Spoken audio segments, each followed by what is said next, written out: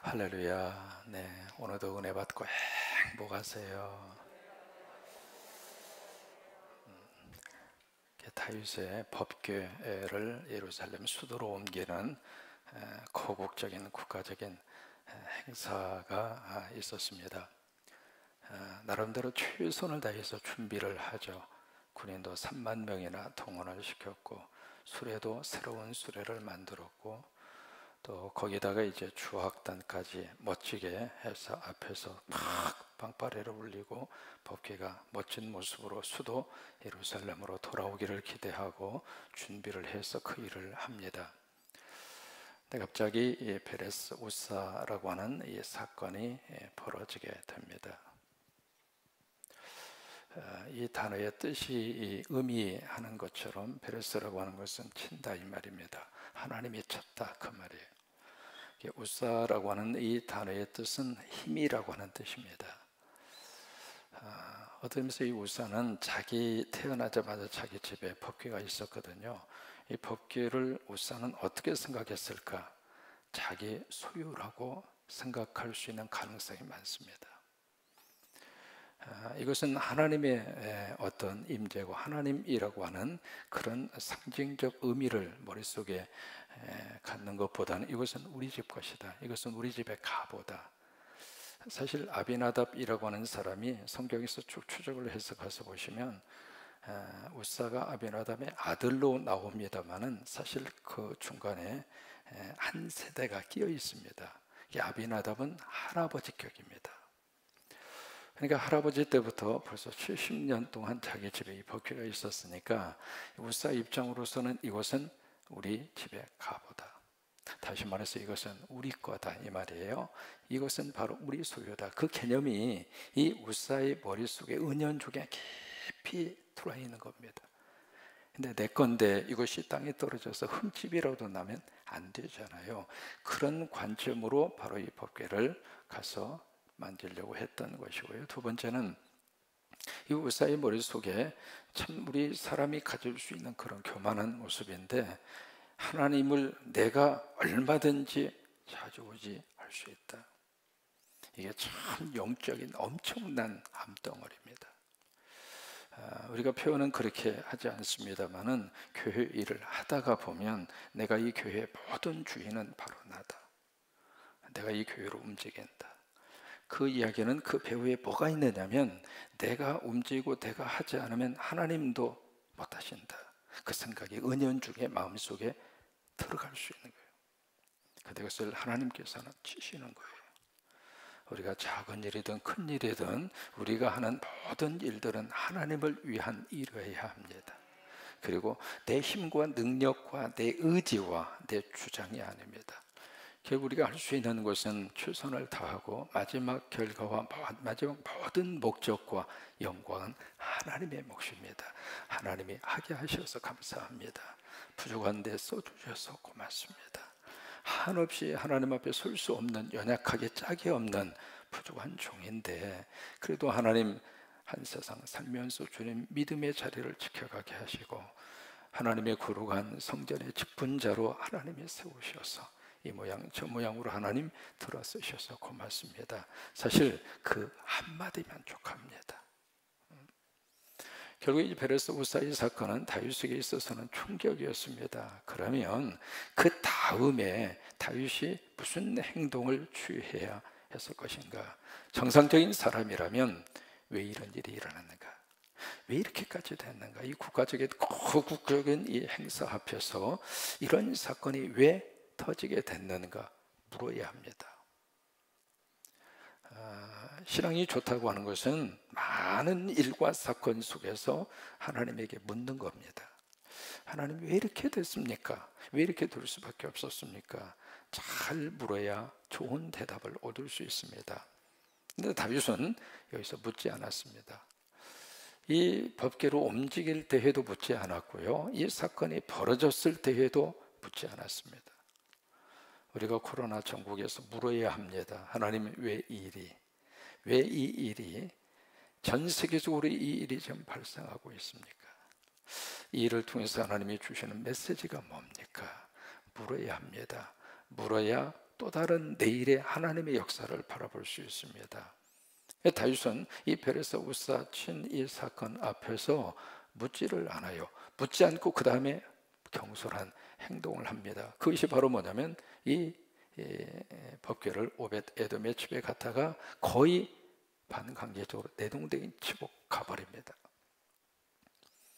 이 모습을 보면서 하나님은 이 다윗이 이 법궤라고 하는 이 하나님을 모시는 이 사건 앞에 다윗이 얼마나 경솔한 행동을 했는가, 그것을 다윗으로 하여금 깨닫게 하십니다. 그것이 바로 뭐냐면 오벳 에돔의 집에다가 복을 하나님이 쏟아부어 주시는 거예요. 여러분, 하나님을 모시는 것은 잘 모시고 못 모시고 그 문제가 아닙니다. 내 중심에 하나님을 바르게 꼭 붙잡고 있으면 하나님 때문에 복을 주는 겁니다. 나 때문에 복을 주는 것이 아니라 하나님이 내 안에 계시기 때문에 하나님 때문에 나에게 복을 채워주십니다. 여러분 믿으시면 아멘. 근데 이 다윗은 그걸 차버린 겁니다. 자신이 실수한 것은 바로 잡으면 돼요. 내가 어디에서 문제가 생겼다, 그거 빨리 회개하면 된다, 그 말이에요. 빨리 그것을 돌아서면 돼요. 근데 다윗은 자신이 잘못한 것은 전혀 생각하지 않고 자신의 실수에 대한 것을 고민하면서 그것을 수정하려고 하지 않고 복덩어리를 차버린 거예요. 어떤 일이 있어도 하나님을 차버리지 않는 여러분 되시기를 바랍니다. 교회에서 이 일 저 일 하시다가 이렇게 저렇게 부딪힐 수도 있습니다. 언쟁이 높아질 수도 있습니다. 우리 솔직하게 나도 내 마음이 100%쏙 들어요? 우리 삼여신도. 그런데 어떻게 다른 사람이 내 마음에 쏙 드냐고. 그냥 그러려니 하고, 저분은 저런가 보다, 저분은 저렇게 하나님이 성격을 저렇게 주셨나 보다, 저분은 저렇게 하나님이 섬기나 보다, 그리고 끝나면 되는 거지. 그것 때문에 우리가 시험 들고 그것 때문에 우리가 여기 다윗처럼 이 복덩어리를 발로 차버릴 필요는 없잖아요. 하나님을 내박칠 필요는 없잖아요. 예수 그리스도를 떠날 이유는 없잖아요. 근데 다윗은 이 복을 차버린 거예요. 그래서 오벳 에돔의 집에다 하나님이, 그래 봐라, 하나님 섬기는 자에게 어떤 복이 임하는지 다윗 너 똑똑히 봐. 그러면서 그 집에다가 엄청나게 하나님의 복을 쏟아부어 주신 거예요. 그래서 그것을 나중에 다윗이 그 소식을 듣습니다. 듣고 나서 깨달은 거예요.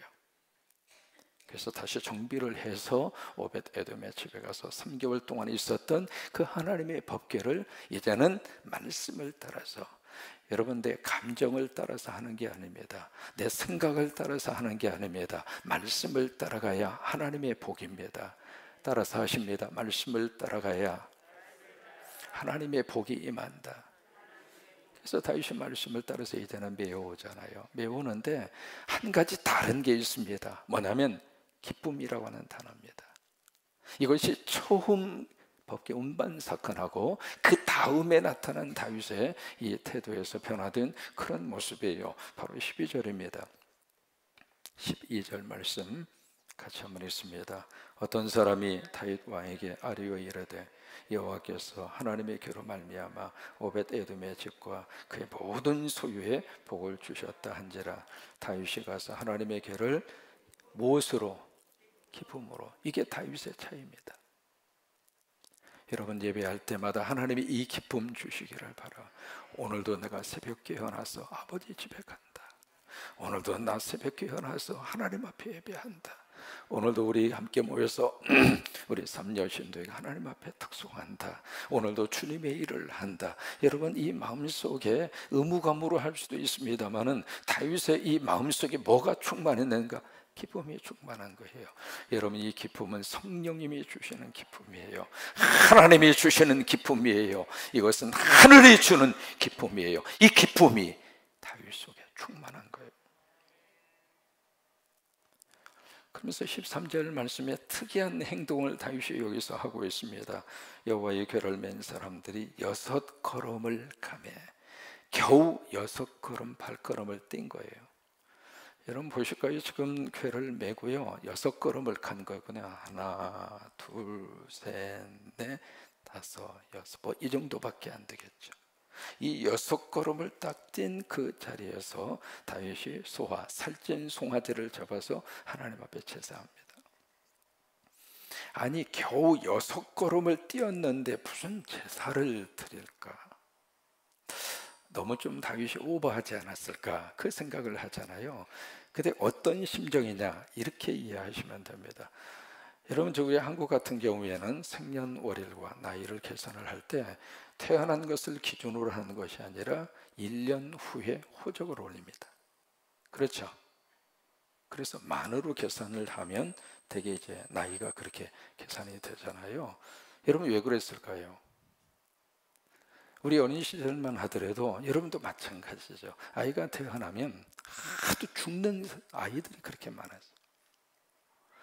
10명이 태어나면 그중에 반타작하면 잘한다 싶을 정도로 유아 사망률이 급상승했던 그 시절이잖아요. 그러니까 태어나자마자 미국 사람은 태어나자마자 병원에서 바로 혼인신고를 합니다.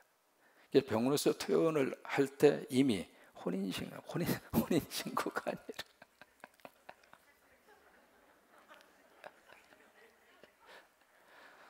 여러분들이 좀 수정을 하면서 설교를 들으세요.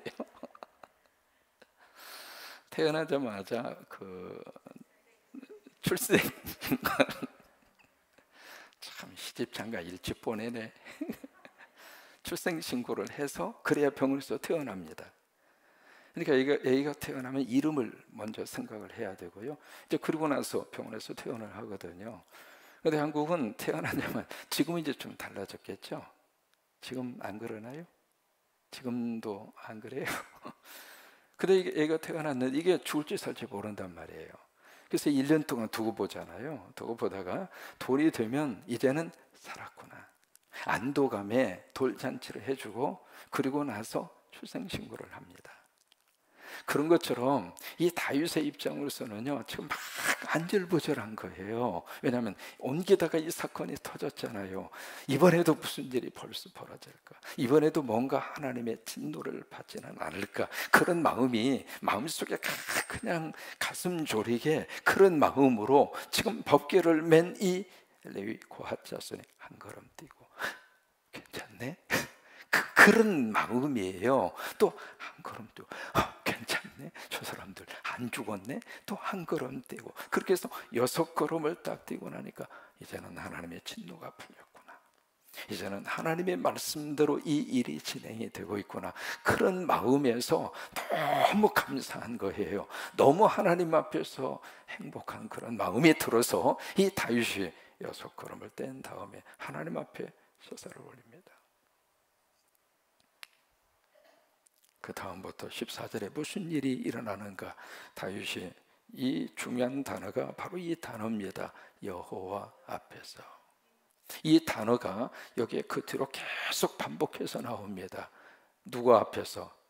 여호와 앞에서. 다시 한번, 누구 앞에서? 여호와 앞에서. 이거예요. 여호와 앞에서 힘을 다하여 적당히 댄싱한 게 아닙니다. 그냥 댄싱하는 척한 게 아닙니다. 힘을 다해서 다윗이 할 수 있는 모든 것을 거기에 다 쏟아부어서 댄싱을 한 겁니다. 춤을 춘 겁니다. 여러분, 이것이 바로 예배입니다. 우리가 예배 속에 우리 예배 스타일은 생각보다도 굉장히 많이 경직되어 있습니다. 이게 물론 이제 우리가 어렸을 때부터 그런 분위기에서 신앙생활을 한 이유도 있습니다. 그런데 가장 기본적으로 밑바닥에 뭐가 이렇게 쫙 깔려 있느냐면 유교 사상이 깔려 있습니다. 어른 앞에서는 얌전해야 되고, 어른 앞에서는 말하면 안 되고, 어른 앞에서는 이 일을 보여서는 안 되고, 어른 앞에서는 함부로 웃어서는 안 되고 라고 하는 이 유교 사상적인 가치관이 은연중에 우리 속에 이렇게 깔려 있는 거예요. 그러다 보니까 예배 속에 물론 이제 보수적인 계통의 교회에서는 기침 소리 하나도 나면 안 되잖아요. 예배 시간에 아기가 울면 호통을 쳤습니다. 예배 시간에 어떻게 하길래 아기를 울리느냐고. 이제 그런 분위기 속에서 우리가 신앙생활을 하다가 보니까 이게 예배 자체가 너무나 이렇게 어떤 몸이 굳어 있고요. 그리고 이제 얼굴이 막 노댕에 생각하는 사람들만 앉아 계시는 것 같고, 이게 무슨 표현을 해도 표현도 안 하고 그냥 속으로만 그러고 있는 그런 모습들이 은연중에 우리 속에 몸으로 그렇게 표현해 있습니다. 어느 선교사님이 한국에 와서 한국 교인들이 예배하는 모습을 보고 그렇게 이야기를 해요. 한국 교회는 골고다의 십자가밖에는 없다. 여러분, 골고다의 십자가만 있는 게 아니잖아요. 사흘 후에 뭐가 있었어요? 근데 부활의 기쁨과 부활의 행복을 못 느낀다 이 말이에요. 십자가는 고통이지만은, 십자가는 아픔이지만, 십자가는 눈물이지만 부활은 기쁨입니다. 부활은 행복입니다. 부활은 웃음입니다. 부활은 천국입니다. 그러면 거기까지 가야지. 근데 우리 십자가 안에 매여 있다 이 말이에요. 오늘 이 다윗의 이 모습을 보면서 오늘 우리 예배를 한번 깊이 한번 생각을 한번 해보셨으면 좋겠습니다. 여러분, 아프리카에 가서 그들의 예배를 보면서 왜 우리가 충격을 받을까? 왜 우리는 그렇게 예배하지 못할까? 이 다윗 속에서 이 예배자의 진정한 모습, 이 모습이 예배를 지금 누구 앞에 드리고 있는가? 하나님 앞에. 이게 예배의 가장 중요한 모습이에요. 그런데 이 다윗의 모습을 보고 그의 아내 중에 하나였던 미갈이 다윗에게 아주 참 기가 막힌 생각과 말을 합니다. 16절에 보시면 16절은 미갈의 생각이에요. 마음에 그렇게 생각했다 그 말이에요. 16절 읽습니다. 여호와의 괴가 다윗성으로 들어올 때 사울의 딸 미갈이 창으로 내다보다가, 여기 보세요. 뭘로 내다봤어요? 창으로 내다본 겁니다. 창으로. 거기서 나온 게 프레임이라고 하는 말입니다. 창이라고 하는 것은, 여러분, 창이라고 하는 것은 틀이 있잖아요. 틀. 그것으로 이렇게 본 거예요. 이게 프레임이라고 하는 이게 사람이 이 프레임에 이게 갇히잖아요. 갇히면 그 세계밖에는 안 보입니다. 그러니까 창문의 틀이 만약에 사각형이면 이렇게밖에 안 보이는 거예요. 또 하나, 창문의 틀이 동그라미면 동그라미로밖에 안 보이는 거예요. 또 창문의 틀이 이 삼각형이면 삼각형으로밖에는 안 보이는 거예요. 그러면 창문의 틀을 이렇게 가지고 있는 사람이 이런 세계 이야기하면 무슨 이야기냐고, 그 틀려먹었다고. 어떻게 모든 세상이 동그라냐, 삼각형이지. 근데 이 사람은 이 사각형의 틀을 가지고 보는 사람의 생각과 말을 이해를 못하는 거예요. 무슨 사각형이냐 삼각형이지. 이게 바로 어디에서 나오는가? 이게 각자 가지고 있는 프레임이에요. 그러니까 미갈 나름대로의 프레임을 하나 가지고 있었다고 하는 거예요. 그 프레임이 바로 뭐냐면, 왕이라면 적어도 왕은 이 정도 품위와 그리고 치통과 그리고 행동의 기준은 가져야 한다. 미갈이 가지고 있는 나름대로의 프레임이에요. 그 프레임으로 보니까 자기 남편이 이게 지금 무슨 첫통머리 없이 지금 뭘 하고 있느냐 이 말이에요. 그것을 마음으로 생각을 한 거예요. 처음부터 그렇게 막 말을 쏟아낸 게 아닙니다. 마음으로 먼저 생각을 딱 한 거예요. 그 다음에 그렇게 생각을 했던 그 마음이 그 다음에 어떻게 되는가? 여기 20절입니다. 20절에 가서 보시면 이 아내가 자기 남편에게 말을 갖다 쏟아 놓습니다. 20절 같이 읽으실까요? 다윗이 자기의 가족들에게 축복하러 돌아오며 사울의 딸 미갈이 나와서 다윗을 맞으며 이르되, 이스라엘 왕이 오늘 어떻게 영화로우신, 여러분 이게 좋은 말같이 보이시죠? 그게 아닙니다. 이스라엘 왕이 오늘 어떻게 모든 백성들 앞에서 돋보였는지 그 말이에요. 튀었다 그 말이에요. 당신 행동이 오늘 아주 그냥 튀었다 그 말이에요. 뭐라고 이야기하는가? 방탕한 자가 염치 없이 자기의 몸을 드러내는 것처럼 오늘 그의 신복의 계집중의 눈앞에서 몸을 드러내셨도다. 왕으로서 어떻게 그런 행동을 할 수 있느냐. 한 나라의 지도자가 이게 막 나가는 사람도 그 계집종 앞에서는 저런 모습 보이지 않았을 것이다, 그 말이에요. 그렇게 이제 미갈이 이야기합니다. 이 사람의 말이라고 하는 게요, 생각 속에 잠겨 있다가 튀어나오는 거예요. 그러니까 생각이 중요한 겁니다. 내가 평소에 어떤 생각을 갖느냐, 그게 말로 드러납니다. 미갈이 그런 마음을 딱 품으니까, 그런 생각을 품으니까 자기 남편을 딱 보자마자 남편에게 그렇게 쏟아붙인 거예요. 당신 왕이냐고. 왕이라면 백성들 앞에서 이렇게 할 수 있느냐고. 그러니까 다윗이 이 미갈에게 뭐라고 이야기하는가. 자, 보실까요? 자, 21절입니다. 같이 읽으실까요? 다윗이 미갈에게 이르되 이는 여호와 앞에서 하는 것이니라. 그가 내 아버지와 그의 온 집을 버리시고 나를 택하사 나를 여호와의 백성 이스라엘의 주권자로 삼으셨으니 내가 여호와 앞에서 뛰놀래. 여기 보면 두 번이나 누구 앞에서? 여호와 앞에서. 여호와 앞에서. 나는 하나님 앞에서 한갓 하나님의 사랑받고 싶은 아들일 뿐이다. 나는 왕으로 지금 이 자리에 서 있는 것이 아니라 하나님 앞에서는 내가 왕이 될 수도 없고 왕이 될 이유도 없다. 난 하나님 앞에서 지극히 작은 하나님의 구원의 사랑을 받아야 할 죄인일 뿐이다. 나는 하나님의 아들로, 하나님의 사랑받는 자식으로 나는 너무 기쁘고 행복해서 하나님 앞에서 내가 이렇게 춤을 추고 그런 것뿐이다, 그예요. 여러분, 이 미갈과 우사를 통해서 우리가 배울 수 있는 게 있습니다. 이 미갈과 우사, 이 두 사람에게서 우리가 뭘 배울 수 있는가? 공통적으로 나타나는 게 있습니다. 우사도 그러고 미갈도 그러고, 이 두 사람은 모두가 다 아주 신앙적인 분위기 속에서 어렸을 때부터 쭉 자란 사람이에요. 우사 같은 경우에는 법궤가 늘 자기 집에 곁에 있었잖아요. 미갈 같은 경우에는 자기 아버지 때로부터 늘 여호와에 대한 신앙적인 그 배경 속에서 그렇게 살았어요. 그런데 우사도 그러고 미갈도 그러고 가장 가까이에서 영적인 분위기 속에서 살았지만은 가장 중요한 것을 몰랐습니다. 미갈은 왕의 채통만 생각했을 뿐이지 하나님 앞에서 예배하는 자의 기쁨과 감격을 미갈은 몰랐습니다. 결국 어떻게 됐을까? 결국 오늘 성경은 그렇게 끝나고 있죠. 자식이 없었더라. 이게 무슨 얘기냐면 사울 대가 끝났다 이 말이에요.